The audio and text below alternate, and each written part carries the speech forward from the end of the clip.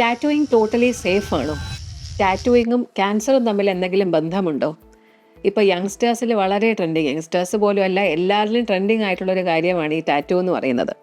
ഈ ടാറ്റൂ എന്ന് പറയുമ്പോൾ അതിനകത്ത് കുറേ കെമിക്കൽസ് അതിനകത്ത് അടങ്ങിയിട്ടുണ്ട്. ചില പിഗ്മെൻസും ഉണ്ട്, അതിനെ ഡിസോൾവ് ചെയ്യാൻ ഉപയോഗിക്കുന്ന ചില ഫ്ലൂയിഡ്സും ഉണ്ട്.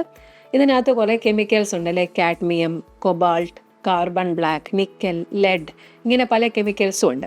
അപ്പം നമുക്കൊരു ഓർഗനൈസേഷനുണ്ട് IARC എന്ന് പറയുന്നത്.